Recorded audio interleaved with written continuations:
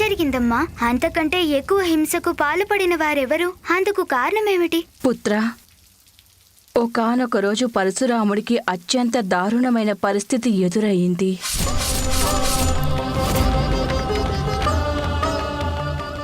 పరశురాముడి తల్లిదండ్రులు, ఆయన సోదరులు ఆ సందర్భంలో ప్రాణాలు పోగొట్టుకున్నారు. అమ్మా, ఎటువంటి వారికైనా మొట్టమొదటి గురువులు, మార్గదర్శకులు, దైవ సమానులు తల్లిదండ్రులే కదమ్మా. వారిని పోగొట్టుకున్నందుకు పరశురాముడు ఎంతో బాధపడుంటారు కదూ. కేవలం బాధపడడం మాత్రమే కాదు పుత్రా, ఆనాటి వారి ఆగ్రహం అగ్నిపర్వతంలా బద్దలై మహా వినాశనానికి దారితీసింది. అంటే ఇప్పుడు పరశురాముల వారు ఏం చేయబోతున్నారు?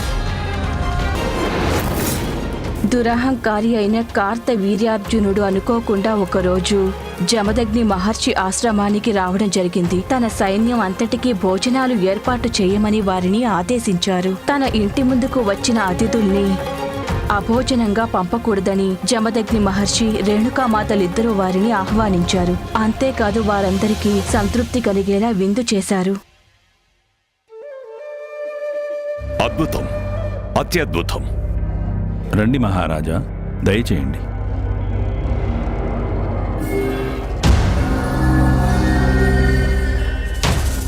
గర్భదరిద్రులైన నాకెంతో ఆశ్చర్యం కలిగించారు. పేదరికం తాండవించే ఈ ఆశ్రమంలో ఎంత మాత్రం ధాన్యపు గాదులున్నాయి గనుక ఇంతమందికి వండి పెట్టడానికి, అయినా అంతమంది సైన్యానికి ఆకలి ఎలా తీర్చగలిగారు మీరు జమదగ్ని మహర్షి? మహారాజా, కామధేనువు పుత్రిక కపిల ఇక్కడ ఉంది.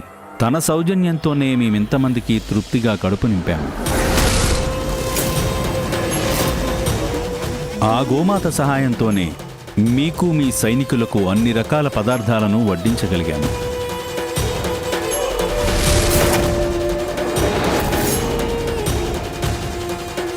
అద్భుతం.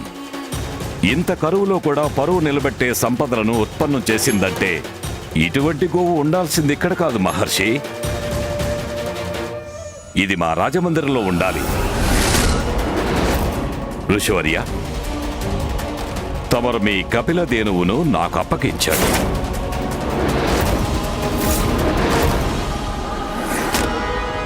లేదు మహారాజా, అది మాత్రం జరగని పని.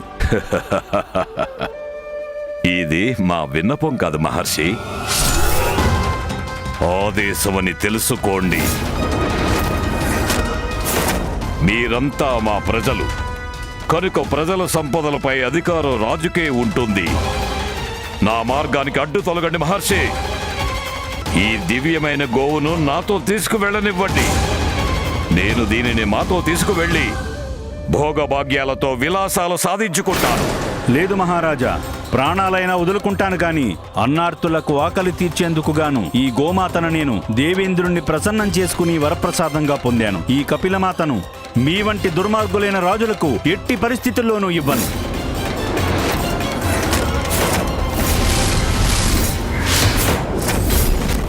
అంటే ఇప్పుడు నీ మీద నా బలప్రయోగం చెయ్యక తప్పదు.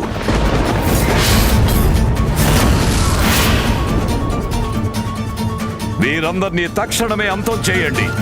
వీరి ఆశ్రమాన్ని సర్వనాశనం చెయ్యండి. వద్దు మహారాజా, వద్దు. ఇంతటి అధర్మానికి పాల్పడకండి, అధర్మానికి ఒడిగట్టకండి. రేణుక,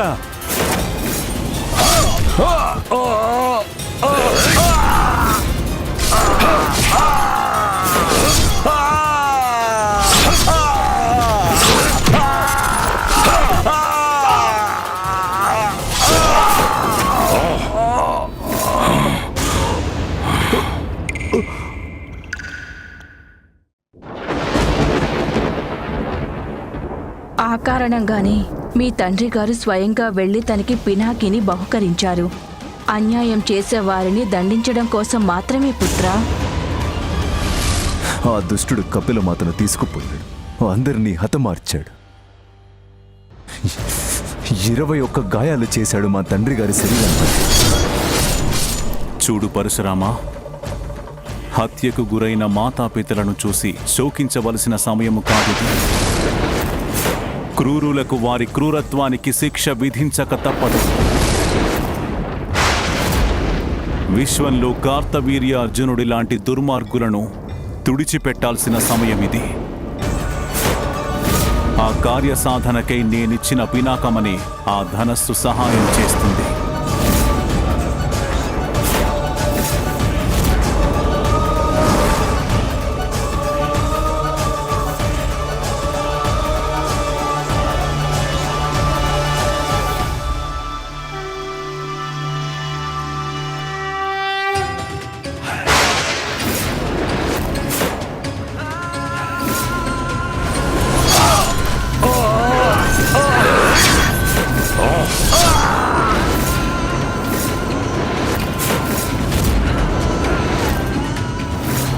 అమ్మా, ఇప్పుడు పరశురాముల వారు ఏం చేస్తారు?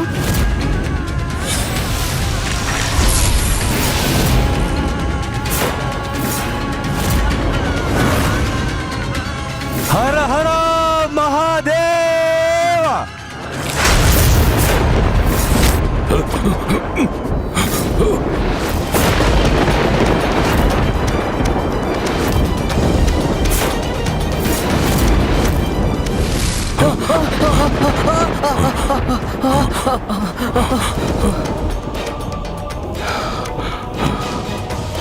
ఏమిటి ప్రకంపనలు?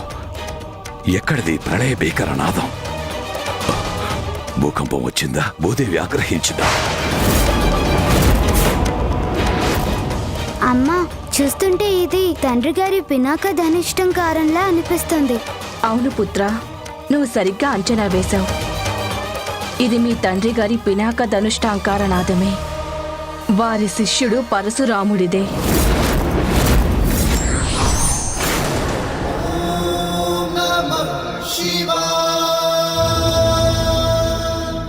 అవును పుత్ర, ఏ రాజులైతే తమ అధికారాలను దుర్వినియోగం చేస్తారో వారిని ధర్మమనే శక్తి పరశురాముడి రూపాన్ని ధరించి దుర్మార్గులైన రాజులందరినీ సర్వనాశనం చేస్తుంది.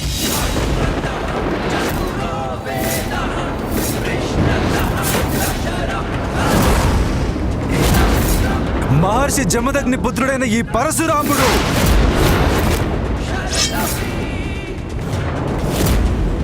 ప్రతిజ్ఞ చేస్తున్నాడు. తన కుటుంబాన్ని సంహరించినందుకు ప్రతీకారంగా దుర్మార్గులైన ఈ హంతక రాజులందరినీ మా తండ్రి గారి శరీరంపై ఎన్ని గాయాలు చేసి చంపారో సరిగ్గా అన్నిసార్లు తుడిచిపెట్టేస్తాను.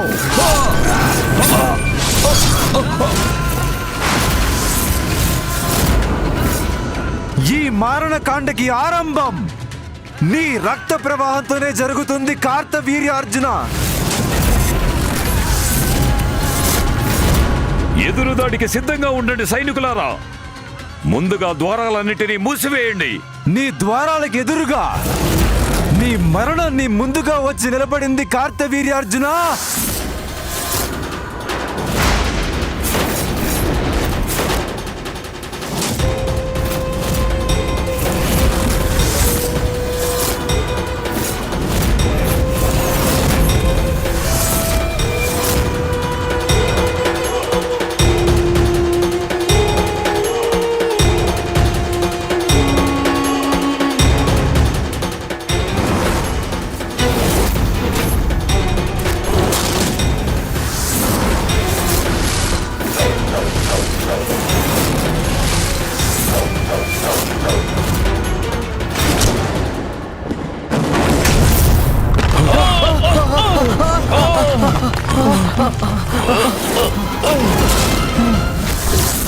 ఇంకా చూస్తున్నారెందుకు సైనికులారా? ఆ పరశురాముడిపై దాడి చేయండి. తనని కత్తికో కండగా నరికి పారేయండి.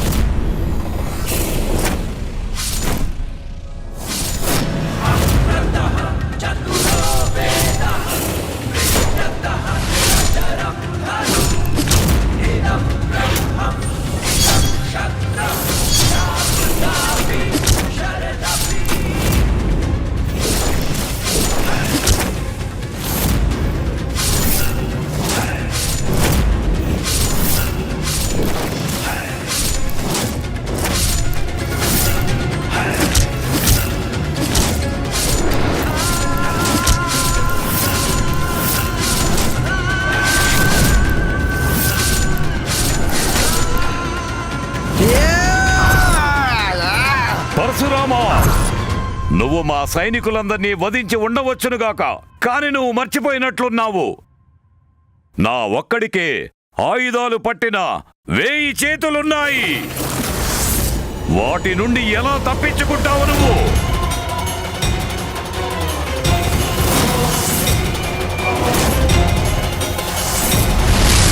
నీ చేతులు కూడా సరిగ్గా నీ సైనికుల్లాగే తెగిపడక తప్పదు కార్తవీర్యార్జున.